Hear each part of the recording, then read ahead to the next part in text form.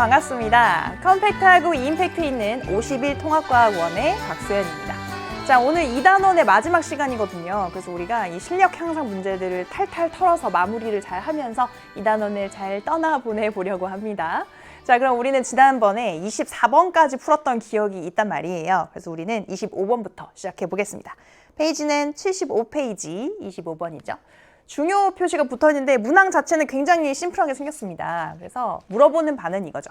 생명체를 구성하는 물질 중에 단백질에 대한 설명으로 옳은 거를 있는 대로 한번 골라봐라. 그래서 주인공은 단백질이고요.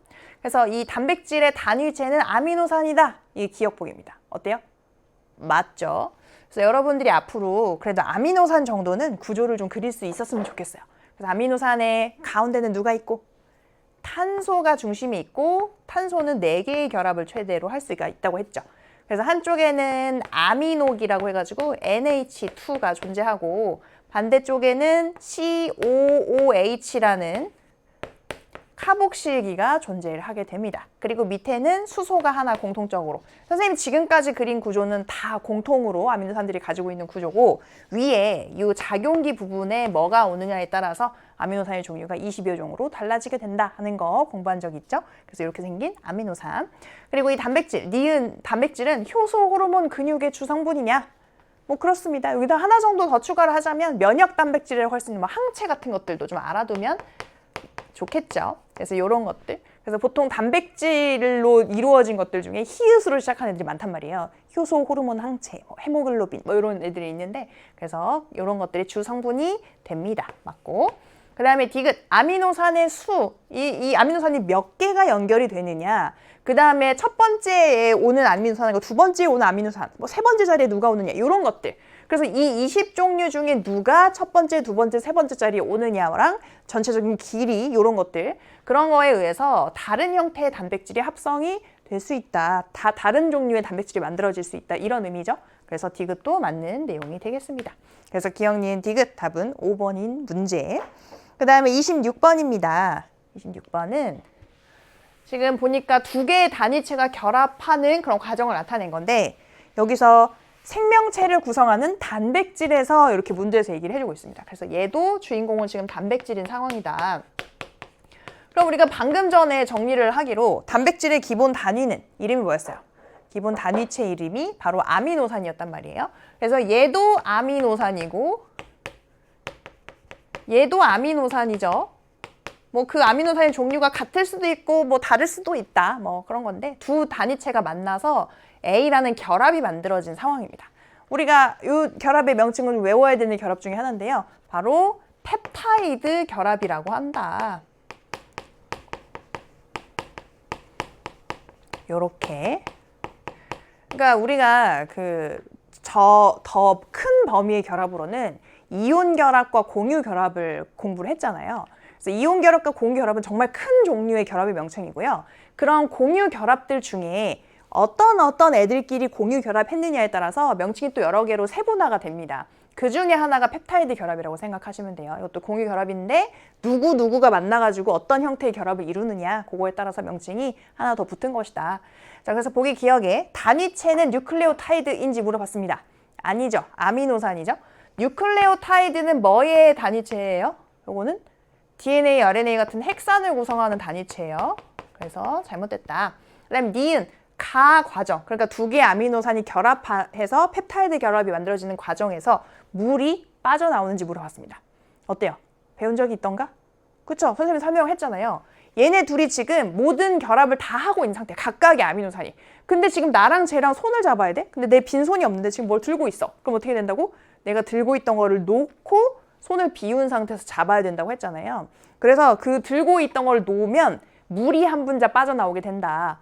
한쪽에서 수소가 하나 떨어져 나오고 한쪽에서 OH, 그죠? 그 히드록시기가 하나 떨어져 나오게 되면서 물이 하나 나오게 됩니다. 그래서 이런 반응이 일어난다. 그래서 맞고. 그 다음에 디귿, A는 펩타이드 결합이다. 그렇죠? 굉장히 유명한 결합의 명칭이기 때문에 이 정도는 기억을 하는 게 좋겠다. 그래서 니은 디귿 답은 5번입니다. 자, 그 다음에 27번은 서술형 문제가 나왔어요. 그래서 봤더니 그림은 사람의 몸을 구성하는 단백질 중에서 케라틴 단백질과 콜라겐 단백질을 나타낸 것이다. 그래서 케라틴 단백질은 보통 이제 머리카락 이런 것들을 구성하고요. 그 다음에 콜라겐 단백질은 피부에 많이 존재하는 그런 단백질인데, 그래서 얘네에 대해서 뭔가 어떤 우리가 기본 지식이 있어야 되나 하고 봤더니 그렇지는 않고 20여 가지 아미노산으로 모양과 기능이 다양한 단백질이 만들어지는 원리를 서술을 해라. 지금 모양과 기능이 다양한 단백질들이 굉장히 많습니다. 여러분들 세포 하나 안에도 엄청나게 많은 종류의 단백질들이 만들어지고 그 단백질 각각이 호르몬으로 또는 효소로 막 이렇게 작용을 하고 있단 말이에요. 이렇게 구조를 이루는 단백질이 되기도 하고. 그래서 그런 아주 다양한 단백질이 만들어지는데 그거를 구성하는 기본 단위는 20여 개의 종류밖에 없단 말이에요. 그거 가지고 어떻게 이렇게 다양하게 만드냐. 근데 얘네들은 오히려 좀 비슷하게 생겨서 안 다양하게 느껴질 수도 있는데 아무튼 굉장히 다양한 애들이 만들어질 수 있다. 그러면 어떻게 그렇게 되는지 원리를 서술해라 라고 얘기를 했습니다. 그런데 요거에 대해서는 우리가 조금 전에 정리한 바가 있거든요. 이 20여 가지의 아미노산이 어느 정도의 길이로 그 다음에 어떤 배열로 만들어지느냐에 따라서 다 천차만별의 어떤 기능 가질 수도 있고 구조도 달라질 수 있고 그렇다. 그래서 그거를 우리가 잘 정리해서 적어주기만 하면 되는 그런 문항입니다. 자, 그래서 지금 여기 모범 답안을 보면 이래요. 아미노산의 수, 그러니까 결합하는 아미노산이 100개가 결합하는지 200개가 결합하는지 이게 전체적인 길이를 결정하게 되겠죠. 그래서 아미노산의 수, 그 다음에 종류, 배열, 몇 번째에 누가 오느냐 그런 것이 아주 다양할 수 있다. 그래서 그걸 다양하여 펩타이드 결합 후 그 펩타이드 결합이 형성된 다음에 폴리펩타이드가 구부러지고 접혀서 입체적인 구조를 형성해서 여러 단백질이 만들어지게 되고 이에 따라 기능도 달라진다. 자, 이거를 조금 더 정리를 해보자면 이건 이제 우리가 해설지에 있는 그 문장 그대로 가져온 건데 아미노산의 수와 전체적인 길이, 그래서 종류, 배열에 따라서 각기 다른 종류의 폴리펩타이드 사슬이 만들어질 수 있고 또 그 폴리펩타이드가 어떻게 구부러져서 입체적인 구조를 형성하느냐에 따라서 또 다른 기능을 가질 수 있다. 그리고 여러 폴리펩타이드가 합쳐져서 하나의 기능을 수행하는 단백질이 되기도 한다. 그러므로 굉장히 다양한 단백질이 형성될 수 있다. 이런 식으로 서술을 해주면 조금 더 이제 좋아지겠죠. 그렇게 풀이를 한번 해봤습니다. 그래서 우리 몸에는 아주 다양한 단백질이 있고 여러분들이 가지고 있는 유전 정보라는 것 자체가 그런 단백질을 언제 어떻게 만들 것이냐에 대한 설계도라고 볼 수 있다. 이렇게 정리를 해보겠습니다. 자, 그 다음에는 28번 문제예요. 그림은 핵산을 구성하는 단위체를 나타낸 것입니다. 자, 이 단위체의 이름은 일단 뭐죠? 7글자. 뉴클레오타이드 고요. 일단 뉴클레오타이드는 이 당의 종류에 따라서 크게 이제 두 종류로 나눌 수가 있죠. DNA를 구성하는 뉴클레오타이드랑 RNA를 구성하는 뉴클레오타이드로 나눠볼 수 있는데 DNA를 구성하는 뉴클레오타이드는 당의 종류, 얘가 가지고 있는 이 당을 하나씩은 다 갖고 있단 말이에요. 근데 그 당의 종류의 이름에 따라서 이 앞글자가 달라진 거였다. 그러면 RNA를 이루는 뉴클레오타이드의 당은 이름이 뭐였더라? 얼로 시작하겠죠? 라이보스입니다. 라이보스. 그런데 DNA를 이루는 뉴클레오타이드의 당은 그 라이보스에서 옥시, 산소가 하나 떨어져 나간 형태다.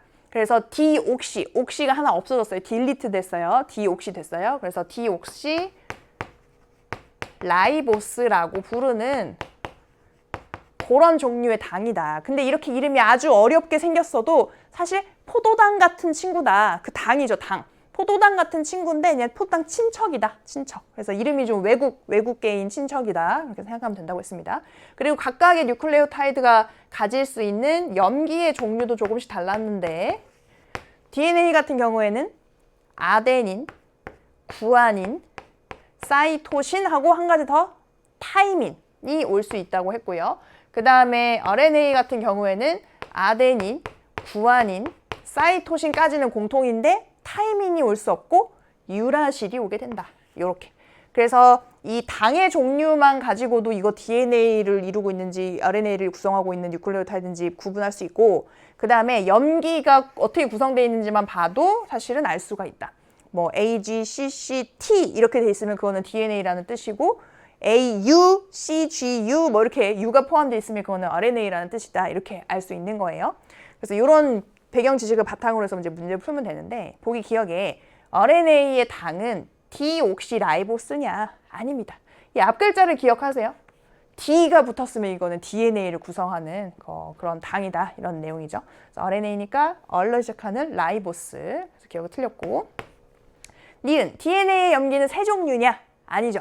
DNA든 RNA든 네 종류씩의 염기 중에 하나가 올 수 있는데 그게 이렇게 네 개입니다. A, G, C, T. 그래서 틀렸고. 그 다음에 디귿. DNA의 이중나선 구조를 이룰 때 염기끼리 상보적으로 결합한다. 이게 처음에 배우고 있는 친구들이면 이 말 자체가 어렵게 느껴졌을 수 있는데 일단 DNA는 이중나선 구조로 있죠. 그래서 지금 폴리뉴클레오타이드라는 얘네들이 길게 연결되면 이거 하나의 뉴클레오타이드이고 그 다음 뉴클레오타이드도 인산, 그 다음에 당, 염기 이렇게 생겼을 거 아니에요.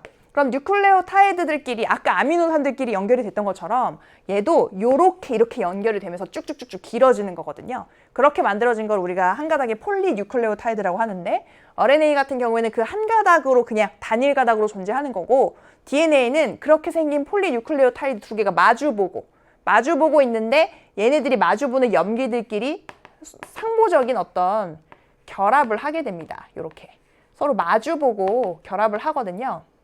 근데 상보적인 결합이라는 거는 상호 보완적으로 결합을 하게 된다. 이런 의미고 그 상호 보완적의 의미를 다음 문제 29번의 그림을 보면서 설명하는 게 조금 더 수월할 것 같습니다.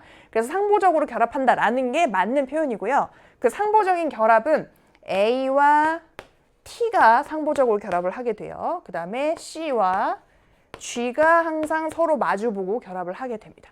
그래서 우리가 보통 이쪽 한 가닥의 염기서열을 알잖아요.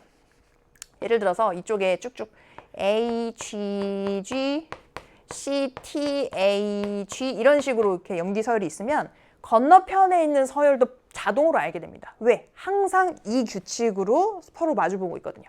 그럼 A의 맞은편은 항상 T, G의 맞은편에는 항상 C, 얘도 G니까 맞은편에 C가 와야 되고 C의 맞은편에는 G가 와야 되고 T의 맞은편에는 항상 A가 와야 되고 A의 맞은편에 T가 와야 되고 G의 맞은편에는 C가 와야 되고 이렇게 그냥 정해져 있는 거예요. 이런 결합을 우리는 상보적인 결합이라고 한다라고 기억하시면 되겠습니다. AT 짝꿍이고 CG 짝꿍이에요. 자, 그래서 지금 디귿 보기만 맞으니까요. 이 문항의 답은 3번 디귿 되겠습니다. 그래서 28번 해결했고요. 방금 봤던 이 상보적이라는 느낌을 좀 여러분들이 느낌을 받을 수 있게 그려놓은 그림이 바로 이 29번의 그림이에요. 보면 29번은 그림은 DNA를 구성하는 단위체를 모형으로 나타낸 것이다. 이렇게 돼 있어요. 그러면 이거 각각이 DNA를 구성하는 그 단위체라고 했으니까 각각 하나하나는 이름이 뉴클레오타이드겠죠?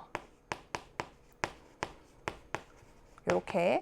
근데 그걸 어떻게 지금 표현을 해놓은 거냐면 우리가 조금 전에 봤던 뉴클레오타이드의 그림은 당이 보통 이렇게 오각형 모양으로 그려지고 그 다음에 여기가 이제 인산기가 있었단 말이에요. 그 다음에 여기에 염기가 오는 거죠. 근데 이 염기 자리에 올 수 있는 종류가 네 가지라서 넷 중에 하나가 이 자리에 하나가 오는 거다. A가 오거나 G가 오거나 C가 오거나 T가 아데닌, 구아닌, 사이토신, 타이민 4개 중에 하나가 이 자리에 오게 되는 거예요. 인산이나 당의 종류는 변하지 않고. 이런 건데 지금 여기서 인산이랑 당 부분을 굉장히 간단히 해가지고 이렇게 그냥 네모 막대기 모양으로 그려놓은 거예요. 인산이랑 당을 퉁쳤어. 그리고 여기서 튀어나와 있는 염기만 이렇게 그림으로 좀 다르게 표현을 한 거죠. 그래서 지금 저 그림에서는 이렇게 더 길게 쭉 뻗어나온 거는 아데닌을 의미한다. 그런데 여기에서 조금 짧으면서 이렇게 돼 있는 모양은 사이토신을 의미한다. 이렇게 그려져 있는 거고 그 다음에 여기에서 길쭉한데 약간 둥글둥글하게 앞으로 뻗어나와 있는 요거는 구아닌을 의미한다. 그 다음에 짧은데 약간 안쪽으로 쏙 들어가 있게 이렇게 파여있는 각지게 이렇게 돼 있는 거는 기역이라고 한다. 근데 지금 기역은 유라실과 타이민 중에 하나라고 합니다. 근데 유라실인지 타이민인지 알 수 있는 정보는 이게 DNA를 구성하는 단위체다라고 했단 말이에요. 그럼 DNA는 유라실 말고 누가 와야 돼? 타이민이 와야 되죠. 그래서 타이민은 이렇게 우리가 표현했다. 이런 자료예요. 근데 보면 왜 항상 아데닌은 타이민과 결합해야 되는지가 그림에서 설명이 됩니다. 이렇게 구조가 맞아 떨어지게 돼 있단 말이에요. 그리고 C와 G가 결합하는 이유도 이렇게 얘네 둘은 그러니까 느낌을 그냥 보여주려고 그린 거지 실제로 이렇게 생긴 건 아니에요. 근데 A와 T가 이렇게 좀 각져 있는 모양으로 서로 만나게 되어 있다면 C와 G는 서로 약간 둥그스름한 모양으로 탁 약간 퍼즐 맞추듯이 맞게 이렇게 생겼다라는 거를 그냥 이렇게 구현해서 보여준 거고요. 그리고 여기 보면 이 길이도 상당히 중요합니다. 아데닌 길잖아요. 실제로 이 아데닌의 사이즈 자체가 조금 부피가 있어요. 그리고 타이민은 좀 작습니다. 그래서 아데닌과 타이민이 결합해야지만 이 서로의 간격이 너무 벌어지지 않게 되고요. 그 다음에 여기서 사이토신도 좀 짧잖아요. 그죠? 그 다음에 구아닌도 좀 길게 그려져 있잖아요. 실제로 그래요. 구아닌도 아데닌처럼 약간 부피가 있어요. 그리고 사이토신이 타이민처럼 좀 작습니다. 그래서 또 얘네 둘이 만나야만 이렇게 그 일정한 간격을 유지할 수 있는 그런 상황이 돼요. 만약에 아데닌과 구아닌이 결합하게 되면 둘 다 부피감이 있는 애들이니까 가운데 이렇게 많이 벌어질 거고, 그 다음에 사이토신과 타이민이 만나게 되면 둘 다 좀 작은 애들이니까 여기는 조금 더 가까이 오게 되겠죠. 전체적으로 간격이. 그래서 뭐 이렇게 울퉁불퉁 할 수 있는데 얘랑 항상 만나고 얘랑 얘가 항상 만나다 보니까 항상 일정한 간격을 유지할 수 있습니다. 그래서 우리는 상보적인 결합이다 이렇게 얘기를 하게 되는 거예요. 그래서 보기 기억에 동그라미 기억은 타이민이다. 맞습니다. 그 다음에 니은 이중 나선 구조를 이룰 때 동그라미 기억은 구아닌과 결합하나요? 구아닌이랑 결합하기가 어렵게 생겼죠. 그죠? 실제로 저렇게 생긴 건 아니지만. 그 다음에 디귿 이 단위체는 인산당 염기가 1대1대1로 이루어져 있다. 인산당 염기가 한 개씩 있다. 1대1대1이다. 맞죠? 그래서 뉴클레오타이드에 대해서 공부를 좀 해봤습니다. 기억 디귿 맞고 답은 4번이겠네요. 자, 그 다음에는 30번 문제 보겠습니다. 중요 표시가 붙어 있네요. 그림은 사람의 몸을 구성하는 물질, 동그라미 기억을 나타낸 것이다. 그런데 생김새만 봐도 누구 이게 생겼어요. 이중나선 구조를 하고 있는 DNA. 그죠? 네, 이 정도는 너무 워낙 유명한 분자이기 때문에 우리가 그림 보고 알아맞힐 수 있어야 됩니다. 그리고 보니까 서로 마주보고 꼬여 있는데 지금 염기들끼리 상호 보완적으로 상보적으로 지금 결합을 이루고 있는 걸 표현하고 있잖아요. A는 항상 T와, 그죠? A는 항상 T랑 결합해두고 예외는 없어요. 그 다음에 G와 C가 이렇게 결합을 하고 있습니다. 만약에 서로 마주 보는데 T 맞은편에 뭐 G가 있다 이러면은 잘못된 거죠. 그죠? 그런 건 돌연변이 결과로 만들어지거나 아무튼 그런 상황이다. 정상적으로는 이렇게 결합을 해야 된다는 거죠. 그럼 지금 이 자료의 내용이 이게 다고 바로 보기로 넘어가면 되겠습니다. 맞는 보기들을 골라주면 되는데 보기 기억에 동그라미 기억, 저 물질은 DNA냐? 맞죠? 이중나선 구조도 확인되고 타이민을 가지고 있다는 점으로도 RNA로는 볼 수 없겠다. 그 다음에 니은, 이 기억 DNA는 유전 정보를 저장하고 있느냐? 그렇죠? 그 유전 정보를 저장하는 물질이라서 우리가 줄여서 유전 물질이라고도 부릅니다. 맞는 내용이고 그 유전 정보란 뭐라고 했죠? 유전 정보가 뭐를 만드는 정보다. 어떤 단백질을 만들기 위한 합성에 대한 그런 설계도에 해당하는 정보다. 이렇게 이해하면 편하다고 했어요. 어떤 단백질을 만들 것인가. 그런 이 아미노산이 첫 번째 오고 그 다음 아미노산 뭐가 오고 이런 거에 대한 정보가 여기에 저장이 될 수 있는 겁니다. 그 다음에 디귿 하나의 뉴클레오타이드에 포함된 인산이 다른 뉴클레오타이드의 당과 결합한 폴리뉴클레오타이드가 있는데 그러니까 지금 당, 인산 계속 쭉 연결돼가지고 한 가닥이 만들어지는데 그거를 우리는 폴리뉴클레오타이드라고 한다라는 거잖아요. 여기까지는. 그래서 쭉 뉴클레오타이드들이 당과 인산끼리 결합이 돼서 이렇게 만들어지고 그게 바로 이 그림이죠. 당, 인산 쭉쭉쭉쭉 결합을 하고 양쪽으로는 그냥 나와 있는 이 염기들이 그냥 이렇게 노출되어 있는 모습으로 그린 거고 근데 그게 한 가닥이 아니고 한 가닥을 더 만들어가지고 걔네 둘이 마주보고 있는 구조이다 라는 의미가 이 디귿 보기 내용입니다. 그래서 하나의 뉴클레오타이드에 포함된 인산이 다음 다른 뉴클레오타이드의 당과 결합을 해요. 그게 반복되면 결합을 계속 해가지고 폴리뉴클레오타이드라는 게 만들어지고 그 두 가닥이 마주보고 구성된 것이 DNA다. 이렇게 해석할 수 있겠습니다. 맞는 내용이죠. 그래서 기억, 니은, 디귿 답은 5번이 되겠습니다. 자, 넘어가서요. 31번 서술형 문제 풀어보겠습니다. 자, 그림이 두 개 나와 있고요. 그림 가와 나는 사람의 몸을 구성하는 물질을 나타낸 것이다. 그래서 가와 나는 DNA와 RNA를 순서 없이 나타냈다고 합니다. 근데 우리는 보자마자 누가 누군지 알잖아요. 일단 가가 누구예요? 가는 RNA죠. 나는 누구죠? 나는 DNA죠. 자, 그런데 가와 나는 무엇인지 이름을 각각 쓰고 어떤 역할을 하는지를 서술을 하래요. 선생님은 처음에 딱 글까지만 보고 누군지를 쓰고 어떻게 알았느냐, 어떻게 구분했느냐를 물어볼 줄 알았는데 그냥 그 정도는 너무 쉽다고 생각을 했는지 어떤 역할을 하는지를 써라 이렇게 돼 있습니다. 그래서 사실 이거 쓰는 게 더 쉽지 않거든요. 표현을 좀 구분을 해야 돼가지고. 자, 일단 얘는 RNA고 얘는 DNA죠. 이 문항에서 묻진 않았지만 우리는 어떻게 알았지? 얘는 일단 단일 가닥이고 그 다음에 뭐를 가지고 있어서? 유라실이라는 염기가 보이기 때문에 그래서 이거는 RNA일 수밖에 없다. 두 가지 단서를 통해서 알 수 있고요. 그 다음에 나가 DNA인 건 어떻게 알아요? 이중 나성 구조이고 그 다음에 염기 종류 중에 타이민이 보이기 때문에 이거는 타이민으로 구성되어 있으면 이건 DNA겠다 이렇게 유추할 수 있죠. 판단할 수 있죠. 그렇게 해서 찾았습니다. 일단 가는 RNA, 나는 DNA다. 그럼 얘네들은 각각 어떤 역할을 하느냐 쓰라고 했는데 우리가 보통 DNA의 역할은 뭐라고 봐요? 유전 정보를 저장한다. 보통 이 정도에서 많이 서술을 하죠. 생명체의 유전 정보를 저장한다. 아니면 뭐 단백질 합성에 대한 정보를 저장한다. 뭐 이렇게도 할 수 있고. 근데 지금 RNA에 대해서는 얘는 유전 정보 전달을 위주로 해서 강조를 한다고 했죠. 그렇게 해서 여기 있던 정보 중에 일부분만 필요한 부분만 복사를 해가지고 실제로 만드는 단백질 만드는 곳에 가가지고 그 정보를 전달하는 역할을 하고 그 다음에 실제로 그래서 단백질 합성에 관여한다.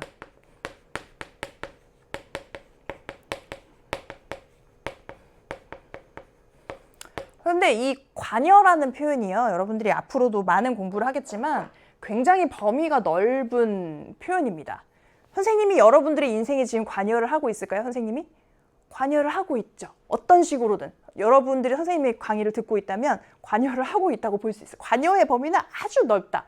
그래서 지금 단백질 합성에 관여하는 게 꼭 RNA만이냐라고 얘기하면 그렇지 않다는 거예요. 그래서 DNA가 원래 원본 정보를 갖고 있었잖아요. 그거의 일부를 RNA로 만들어서 그거 가지고 합성한단 말이에요. 그러면 DNA는 관여한다고 할 수 없느냐? 할 수 있어요. 그런데 여기에서 RNA가 특히 더 직접적으로 그 단백질 합성 과정에서 직접적으로 더 관여를 하기 때문에 얘를 살린 표현이고요. 얘네들도 DNA 같은 경우에도 관여를 안 한다고 볼 수는 없다. 그래서 일부분에 대해서 좀 강조한 표현이다. 그렇게 이해하시면 되겠습니다. 그래서 이 정도로 한번 정리를 해보도록 할게요. 자, 그 다음에 32번입니다. 이렇게 요게 답이 있고 32번은 지금 원자에 대해서 그림을 아주 간단하게 표현을 했거든요. 그림은 원자의 구조를 나타낸 것이다. 그래서 이에 대한 설명으로 옳은 것을 한번 골라보려고 하는데 그 보기로 넘어가기 전에 각각의 명칭 정도 한번 적어볼까요? 그럼 가운데 있는 A는 우리가 보통 뭐라고 하지? 원자핵이라고 하죠. 그 다음에 주변을 돌고 있는 B는 전자입니다. 일단 이 정도는 정리를 해놓고 보기 내용 보겠습니다. 보기 기억에 원자 자체는 중성이냐? 그러니까 원자는 원자핵과 전제로 이루어진 이 덩어리 자체를 얘기하잖아요. 그래서 항상 원자핵에 있는 양성자의 수와 전자의 수가 동일해서 중성 상태를 이루고 있는 거 우리가 원자라고 하거든요. 그래서 원자는 중성이다. 맞습니다. 그 다음에 니은, B는 음전하를 띠고 있느냐? 전자. 그렇죠. 마이너스 음전하를 띠고 있는 입자입니다. 그래서 음전하를 띠고 있다. 맞는 내용. 그 다음에 D급, A와 B 사이에는 서로 끌어당기는 힘이 작용한다. 일단 방금 전에 봤듯이 전자는 마이너스 전하예요. 그런데 원자핵에는 양성자와 중성자가 있죠. 뭐 항상 중성자가 항상 있다고 볼 수는 모든 뭐 수소도 있으니까 그렇긴 하지만 보통은 일반적으로는 이제 둘이 같이 있고 그때 양성자가 무슨 전하를 띠니까 이름 그대로 양성을 띠니까 그쵸? 플러스 전하를 띠기 때문에 양성자의 수와 전자의 수가 일치하게 되면 중성 상태를 유지하는 거고, 그 다음 우리가 알기로 플러스 전하를 띤 입자와 마이너스 전하를 띤 입자는 서로 끌어당기는 힘이 작용한단 말이에요. 그래서 서로 끌어당기는 힘이 작용한다. 그래서 전자가 여기에 보통 속박이 잘 되어 있는 거죠. 그쵸? 그래서 맞는 내용입니다. 기억, 니은, 디귿 답은 5번입니다. 자, 넘어가서 33번. 33번은 굉장히 간단합니다. 그래서 여러분들이 아마 이거는 도체, 부도체의 명칭의 뜻만 알아도 여러분들이 다 수월하게 풀었지 않을까 싶은데, 보니까 여기 막 굉장히 어떤 회로도 나오고 막 해가지고 여러분들이 많은 지식을 필요로 할 것 같지만 꼼꼼하게 잘 읽기만 하면 됩니다. 그림과 같이 A와 B를 전기 회로에 각각 연결해서 검류계로 회로에 흐르는 전류를 측정을 했대요. 그러니까 검류계라는 거는 여기에 전류가 흐를 때 그 값을 측정할 수 있는, 그래서 검출할 수 있는, 그 전류의 흐름을 검출할 수 있는 그런 기계다, 이렇게 생각하면 됩니다. 그래서 여기 이 전지를 지금 1.5V 연결했고, 스위치를 닫으면 여기 전체적으로 연결이 되면서 만약에 이 A와 B 중에 이 전기 전도성이 있는 물질이 연결이 된다면 회로가 전체적으로 다 연결이 될 수 있는 거잖아요. 그래서 전류가 아마 흐르게 될 겁니다. 여기서 전압을 제공해주고 있기 때문에. 자, 그랬을 때 A를 연결을 해보기도 하고 B를 연결을 해보기도 하는 거죠. 각각을 연결해서 이제 스위치를 닫아 보았다. 그랬더니 실험 결과 회로에 흐른 전류가 표와 같았다고 합니다. A를 연결했을 때는 전류가 흐르지 않았고 B를 연결했을 때는 전류가 흘렀다, 이렇게 돼 있어요. 그래서 얘네 둘을 써봐라, 각각 누군지, 이렇게 돼 있습니다. 근데 A와 B는 각각 도체와 부도체 중에 하나라고 언급을 했단 말이죠. 그러면 뭐 너무나 쉽죠? A를 연결했을 땐 전류가 안 흘렀어요. 전류를 흐르게 하지 않는 누구란 얘기야? 부도체란 얘기죠. 부도체. 도체 아님, 부도체. 자, 그 다음에 B는 전류가 흘렀습니다. 그러면 자유전자를 갖고 있는 도체다. 그래서 전류가 흐를 수가 있었다. 그래서 A 부도체, B 도체. 끝입니다. 자, 풀어냈고, 그 다음에 34번 문제 중요 표시가 붙어 있네요. 그림은 전선의 모습을 나타낸 것이라고 합니다. 그래서 우리가 전선이라는 거는 그 전기를 전달하기 위해서 길게 뻗게 일부러 만든 거잖아요. 그런데 안쪽에 보면 이렇게 금속이 들어있고 바깥쪽에 그냥 그 전기가 지나가는 그런 도선이 노출이 돼 있으면 우리 감전될 수 있단 말이에요. 그래서 바깥쪽에는 일부러 전기를 통하지 않게 하는 물질을 골라가지고 바깥에 쌓아놓습니다. 그래서 우리가 그걸 보통 이제 피복이라고 하는데, 그런 피복이 전선 안에 있는 그 도체를 감싸고 있는 그런 그림이에요. 근데 지금 여기서 A는 구리고 B는 고무이다. 요렇게. 그래서 지금 여기서는 도체 대표로 구리가 쓰였고, 그 다음에 여기서 우리가 감전되지 않도록 하는 그런 부도체 대표로 고무가 쓰인 그런 상황입니다. 자, 그럼 보기 내용 볼게요. 보기 기억에 A는 도체이다. 구리, 그죠? 금속이면서 자유전자 가지고 있어서 그런 전기 전도성이 있는데, 전기 전도성이 아주 좋은 것들 중에서 이제 비싼 애들이 많으므로 적당히 전기 전도성이 있으면서 가격이 합리적인 그런 구리를 많이 쓰죠. 그래서 A는 그런 역할을 하는 도체 맞습니다. 도체의 한 종류. 그 다음에 니은, B를 이용하여 플래시 메모리 장치를 만드느냐. 여러분들 뭐 플래시 메모리 장치가 뭔지는 모를 수도 있는데, 메모리 장치. 근데 그걸 고무로 만드는 걸 본 적이 있는가 한번 생각을 해봅시다. 그래서 이런 플래시 메모리 장치는 반도체로 만들고요. 얘는 그냥 부도체죠. 부도체. 아예 전류가 흐르지 않는 성질을 가지고 지금 활용을 하고 있는 겁니다. 그래서 아니다. 그 다음에 디귿, 자유전자는 A, 구리가 B, 고무보다 적어요? 그러면 이렇게 전기 전도성이 있을 수가 없죠. 그쵸? 그래서 바뀌었습니다. 구리가 더 많아서 구리 같은 애들을 쓰는 것이다. 도선에. 그런 내용이죠. 그래서 기억만 맞으니까 답은 1번이 되겠습니다. 자, 그 다음에 넘어가서 35번입니다. 35번에도 연달아 중요 표시가 지금 붙어 있네요. 이제 반도체 파트로 넘어갑니다. 그래서 그림은 규소로 이루어진 순수 반도체. 순수 반도체는 뭐야? 규소로만 구성이 되어 있는 거죠. 그런 순수 반도체의 원자과 전자의 배열을 나타낸 것이다. 그래서 규소 같은 경우에는 원자과 전자가 4개입니다. 4개. 그래서 14족이죠. 원자과 전자가 4개인 그룹 14족에 해당이 되는데, 그러다 보니까 얘가 바깥쪽 껍질에 8개를 채우고 싶으나 내가 지금 가진 건 몇 개밖에 없어. 4개밖에 없어. 그래서 반이 딱 차 있고 반이 비어 있는 그런 상태죠. 그럼 어떻게 하면 돼? 주변에 있는 애들도 딱 반 차 있고 반이 부족한 상태니까 각각이 다 공유를 하면 돼요. 자기가 가지고 있는 거.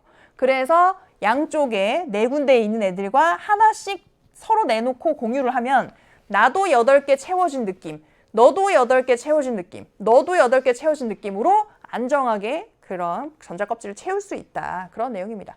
이렇게 돼 있으면 얘는 그다지 썩 잘 그 전자가 흐르는 건 아니에요. 그런데 온도가 올라가면 그 자유 전자가 조금 발생하면서 그러면서 조금 전기적인 전도성이 부도초에 비해서는 올라갈 수 있다. 뭐 그런 속성을 갖고 있습니다. 그래서 보기 기억에 온도가 올라가면 전기 전도성이 증가한다. 그렇죠. 아무래도 그래요. 그래가지고 어느 정도 온도가 됐을 때 이 실온 정도만 되더라도 부도체에 비해서는 훨씬 좀 전기 전도성이 있는 편이고요. 그래서 맞는 설명입니다. 그 다음 니은 원자과 전자가 5개인 불순물을 첨가하면 원자과 전자가 5개인 불순물 보통 이제 15족 원소죠. 그러면 전기 전도성이 증가하느냐? 어떻다고 했어요? 하나 더 전자를 갖고 있는 애를 여기 가운데다 넣는다. 그러면 걔도 공유결합 다 하고 하나의 전자가 남아 돌게 되죠. 마이너스를 띠고 있는 전자가 남아 돌면서 얘가 전하 운반체 역할을 해서 돌아다니면서 전류가 흐르게 만든단 말이에요. 그래서 우리는 이 원자과 전자가 5개, 그러니까 다른 말로 15족 원소를 불순물로 첨가한 그런 반도체를 뭐라고 한다? 마이너스 전하, 네거티브 차지를 가지고 있는 전자가 돌아다니게 만드는 원리를 이용하기 때문에 네거티브의 N자를 따서 N형 반도체라고 부른다. 그래서 순수 반도체에다가 15족 원소를 일부러 불순물을 첨가해가지고 전기 전도성을 높이는 것이, 발생시키는 것이 N형 반도체의 원리입니다. 그 다음에 디귿, 원자과, 그래서 이건 맞는 거고. 그 다음에 디귿, 원자과 전자가 3개인 불순물. 이건 뭐예요? 원자과 전자가 3개인 그런 원소는 우리가 13족 원소들인데 일부러 걔네들을 불순물로 첨가해요. 그럼 뭐가 발생한다 그랬어? 지금 규소만으로 돼 있을 때는 다 예쁘게 맞아 떨어졌는데 얘가 만약에 13족 원소로 바뀌었다. 그러면 전자 한 개가 부족하잖아요? 얘가 없는 거야. 하나 부족해. 그럼 그 자리가 뭐가 된다고? 양공이 된다. 양공.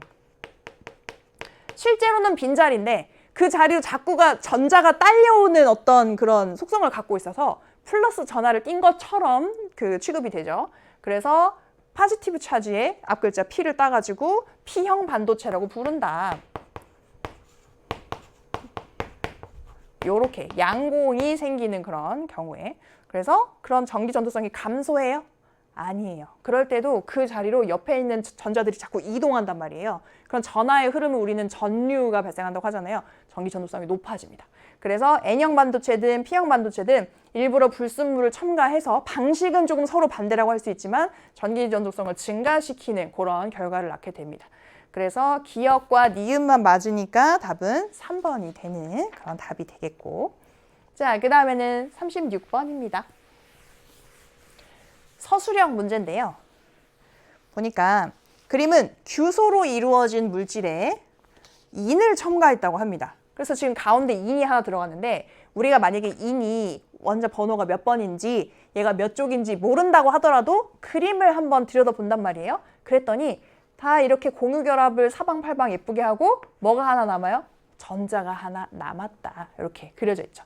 그래서 지금 이렇게 첨가했을 때 이 반도체의 원자과 전자의 배열을 나타낸 것이다. 이 반도체의 종류를 쓰고 반도체에서 전류가 흐르게 되는 까닭을 서술하래요. 자, 이 반도체의 종류는 N형 반도체죠. 왜? 지금 보면 전자가 하나 남는단 말이에요. 전자는 마이너스 전하를 띠고 있어서 네거티브 차지를 갖는다. 그래서 그거의 앞글자 N을 따서 N형 반도체라고 한다고 했어요.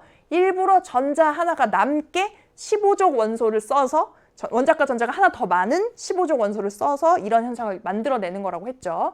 그래서 지금 여기 모험 답안을 한번 보면 인을 규소로 이루어진 순수 반도체 물질에 첨가하면 이렇게 불순물을 첨가하는 걸 우리가 도핑한다라고도 표현합니다. 이따 다른 문제에서 이 용어를 쓰더라고요. 그래서 도핑한다라고도 표현할 수 있고, 그래서 도핑했을 때 인의 원자과 전자 중 4개가 규소와 공유결합을 해요.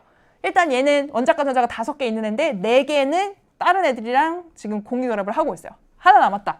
그래서 전자 한 개가 남게 된다. 이 전자가 전하 운반체 역할을 하면서 전류가 흐르게 되는 그런 원리다라고 서술을 조목조목 잘 해주고 있죠. 그래서 이 반도체에서 전류가 흐르게 되는 이유는 하나 남은 이 전자 때문에 걔가 돌아다니면서 전류가 흐르게 되는 것이다 라고 설명을 하고 있습니다.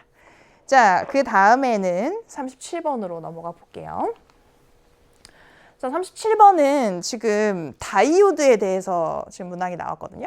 그래서 그림은 반도체 X와 반도체 Y를 접합하여 만든 다이오드를 전지와 검류계에 연결한 모습이다. 자, 지금 전지에서 이렇게 플러스 극이 이쪽에 연결이 돼 있고 마이너스 극이 이쪽인데 검류계를 거쳐서 이렇게 다이오드에 연결이 돼 있습니다. 지금 보면은 검류계의 바늘이 움직였죠. 이렇게. 그래서 지금 어떻단 얘기야? 전류가 흐르고 있다라는 거를 알 수 있어요. 그래서 선생님이 저번 시간에 이 다이오드에 대해서 얘기하면서 다이오드는 무슨 형 반도체와 무슨 형 반도체를 이어 붙여서 만든다? N형 반도체 하나랑 P형 반도체 하나를 이어 붙여서 만든다고 했어요. 자, 이렇게 이어 붙이는데 지금 이 문항에서는 플러스 마이너스 극이 어디로 연결되어야 전류가 흐르는가 이런 거에 대해서 묻고 있지는 않아요. 그 정도는 몰라도 지금 여기 있는 반도체 문제는 다 풀 수 있습니다. 그래서 지금 여기서는 플러스를 우리가 그냥 기억하기로 이 N이 네거티브 약글자라고 했잖아요. 거기에 마이너스 전하를 이쪽에다 걸어주고 P가 파지티브 플러스 약글자라고 했으니까 거기다 플러스를 이렇게 걸어주게 되면 그러면 지금 이 N형 반도체에는 뭐가 남아도는 상태야? 마이너스를 띠고 있는 전자가 남아도는 상태인데 걔는 어느 쪽으로 끌려가는 성질이 있죠? 플러스 쪽으로 자꾸 끌려가는 성질이 있죠? 얘는 이쪽으로 이동합니다. 그 다음에 P형 반도체에는 뭐가 존재하는 상황이야? 양공. 양공이라는 전자가 하나 없는 빈자리가 존재하죠.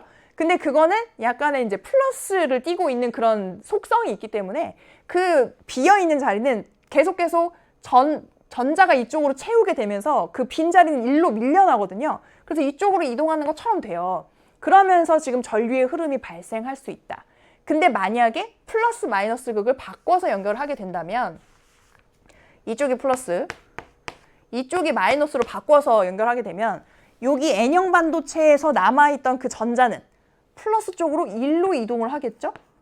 이쪽에 모여 있을 거란 말이에요. 그 다음에 마이너스 쪽에는 양공이 거기에 존재하게 되면서 흐름이 일어나지 않습니다. 저쪽 방향으로 흘러가는 그런 일이 일어나지 않아요. 그래서 그때는 그 전류가 흐르지 않기 때문에 우리는 이 다이오드라는 걸 설치해서 그 회로에서 항상 전류가 한쪽 방향으로 걸릴 때만 전류가 흐르도록 만든다. 그래서 그걸 정류작용이라고 하죠. 정류작용.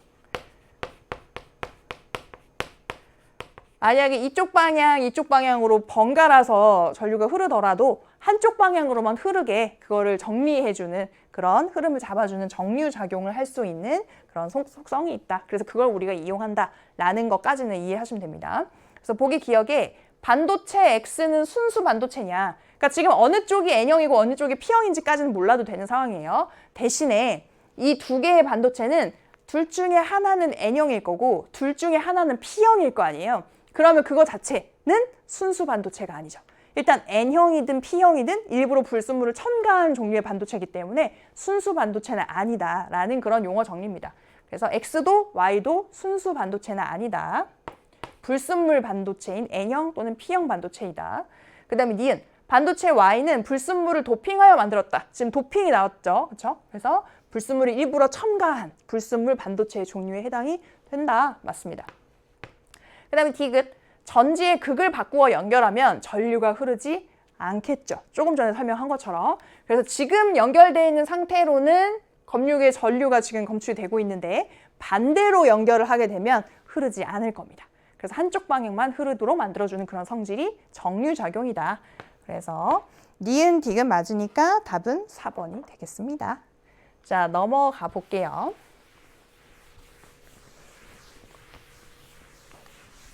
자, 이제는 38번 문제입니다. 중요 표시가 붙어 있는데요.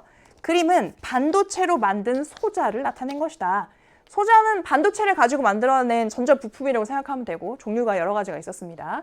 근데 그 중에서 다이오드가 가의 그림으로 나와 있고 나는 그 중에서도 발광을 주로 주 목적으로 설계된 그 다이오드가 이렇게 그려져 있죠. 자, 그랬을 때 얘에 대한 설명으로 옳은 것만을 한번 있는 대로 골라보래요. 보면 보기 기억에 N형 반도체와 P형 반도체로 만든 것이다. 선생님이 조금 전에 37번에 대해서 설명할 때도 다이오드라는 것 자체가 N형 반도체랑 N형 그 다음에 P형 반도체를 이어 붙여가지고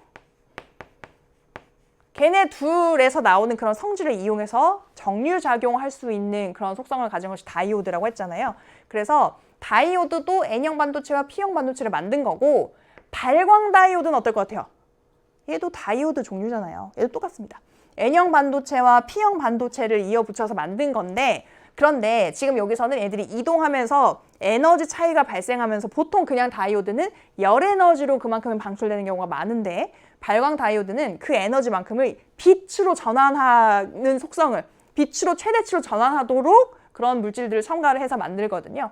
그리고 그 어떤 물질을 여기다가 쓰느냐에 따라서 여기서 방출되는 빛의 파장이 달라지고 우리가 관찰하는 그 색깔이 달라지게 되는 겁니다.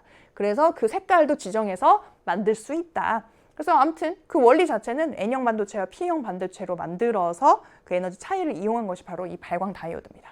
맞는 내용이고 그 다음에 니은 가는 정류작용을 한다. 정류작용이 뭐였어요? 한쪽 방향으로만 흐를 수 있도록 우리가 발전소에서 오는 전기는 교류여가지고 방향이 계속 바뀌는데 우리가 쓰는 전자제품에는 직류로 그 운용이 되죠. 그래서 그 교류 전류 중에 반대 방향으로 들어오는 거는 신호를 없애는 거나 마찬가지. 그 신호를 받아들이지 않고 이쪽 한쪽 방향으로 오는 것만 받아들일 수 있도록 거기서 걸러주는 역할을 하는 것이 다이오드다. 그것을 바로 우리는 정류작용이라고 한다. 이렇게. 그 다음에 디귿. 나는 전기 에너지를 빛 에너지로 전환시킨다. 아무튼 이 회로에는 전기가 공급이 될 거 아니에요. 그렇죠? 그리고 얘가 흐르면서 그것을 빛 에너지로 바꿔주는 작용이기 때문에 전기 에너지를 빛 에너지로 전환시키는 게 맞습니다. 옳은 얘기고. 그래서 기억, 니은, 디귿 맞으니까 답은 5번이 되겠네요. 자, 그 다음에는 39번. 오늘의 마지막 문제로 넘어가 보겠습니다. 그림은 반도체를 활용하여 만든 장치들을 나타낸 것이다. 가의 그림은 스마트폰의 터치 스크린이고요. 그 다음에 나는 태양전지판입니다. 저번 시간에 선생님이 얘기를 하기로 태양전지도 이 빛의 광량에 따라서 이 전기 전도도가 달라지게 하는 그런 그 반도체를 이용한다고 했거든요. 그래서 여기서도 N형 반도체와 P형 반도체가 사용이 된다. 그 다음에 다에서 이 감지기 센서에도 이런 반도체들이 들어가 있다고 합니다. 그러니까 우리가 반도체라고 하는 게 굉장히 고급 장비, 뭔가 굉장히 비싸고 이런 거일 것 같은데 물론 반도체를 생산하는 설비 자체는 굉장히 고가의 엄청나게 그 발달된 설비를 갖고 있겠죠. 하지만 그렇게 생산돼서 나온 것들, 뭐 다이오드 하나, 발광 다이오드 하나 이런 것들은 사실은 요즘은 굉장히 저렴하게도 만들어낼 수, 우리가 만날 수 있다라는 거. 그래서 여기저기 많이 들어가 있는 그런 상황입니다. 자, 그래서 보기 내용 볼게요. 보기 기억에 가는 스마트폰 터치스크린인데 빛의 밝기에 따라 전기 전도도가 달라지는 현상을 이용하여 만든 장치이다. 자, 일단 빛의 밝기에 따라서 전기 전도도가 달라지는 현상을 이용한 거 우리가 보통 광센서 얘기할 때 이런 표현 쓴단 말이에요. 빛의 밝기를 인식해서 전기 전도도로 바꿔줄 수 있는 그런 장치. 근데 지금 요즘 스마트폰의 터치스크린은 우리가 빛의 밝기에 따라서 이게 뭐 눌리고 안 눌리고가 아니죠. 그런 방식이 아니죠. 저거는 우리가 압력을 가한다든지 뭐 예전에는 뭐 그 장갑을 끼고 있더라도 꾹꾹 누르면 그 압력을 인식해서 이게 이제 터치가 되고 이런 방식도 있었고 근데 요즘은 장갑을 끼고 있으면 잘 안 되는 이유가 요즘은 정전기를 감지하는 것들로 보통 이제 많이 쓴단 말이에요. 그래서 그런 정전기 손가락에서부터 이제 나오는 그런 정전기를 입력하는 그런 방식으로 작동하는 경우들이 있기 때문에 빛의 밝기에 따라서 전기 전도도가 달라지는 속성이랑은 좀 다르죠. 그 눌린 부분, 정전기가 발생한 부분에서 전기 전도도가 달라지면서 여기에 뭔가 터치가 있었구나 이렇게 인식을 한단 말이에요. 그래서 기억은 잘못된 표현으로 볼 수가 있겠습니다. 좀 거리가 있는 그런 설명이다. 그 다음에 니은, 나는 태양 전지판인데 빛을 받았을 때 전류가 흐르는 현상을 이용하여 만든 장치이다. 자, 지금 뭐 기억이나 니은이 비슷한 어떤 맥락의 얘기인 것 같은데 지금 빛을 받으면 전류가 흐르도록 그렇게 만들어졌거든요. 그런 원리를 갖고 있습니다. 그래서 그런 현상을 이용해서 만든 장치가 태양 전지판이다. 맞고. 그 다음에 디귿, 다는 외부 변화에 따라서 전기 전도도가 변하는 현상을 이용하여 만든 장치이다. 뭐 이것도 감지기 센서 이런 것도 지금 뭐를 감지하느냐는 좀 다를 수 있겠죠. 뭐 가스 누출 센서 이런 거 같은 경우에는 가스 농도, 아무튼 그런 외부 변화에 따라서 전기 전도도가 바뀌는 것을 우리가 센서라고 한다고 했잖아요. 1단원에서. 그래서 그런 방식으로 사용을 할 때에도 이런 그 반도체가 이용이 되는 거였다. 그래서 지금 이건 일반적인 그런 설명입니다. 맞는 내용이죠. 그래서 니은 디귿 오르니까 답은 4번이 되겠습니다. 자, 이렇게 해서 여러분 벌써 우리는 두 번째 단원까지 마무리를 했습니다. 예이! 우리 전체 세 단원 중에서 1단원, 2단원이 끝났어요. 우리는 이제 딱 한 개의 단원만을 남겨두고 있습니다. 하지만 여러분들 지금 느낌이 오죠? 우리 전체 32강인데 지금 13강 했단 말이에요. 남은 3단원의 분량이 1단원, 2단원을 다 합친 것보다 많지만 그래서 우리가 그래도 느낌은 3단원 중에 2개를 끝냈다. 그래서 이제 주먹을 불끈 쥐고 스스로를 좀 칭찬해 주시고요. 여러분들이 통합과학 1을 지금 굉장히 잘 헤쳐나가고 있습니다. 통합과학 1의 3단원도 굉장히 흥미롭고 재밌는 내용들이 많이 있거든요. 그렇게 많이 어렵지도 않으면서 그래서 그런 부분을 우리가 또 열심히 한번 공부를 해보도록 하겠습니다. 자, 그러면 우리는 다음 시간에 3단원의 내용으로 다시 만나도록 하겠습니다.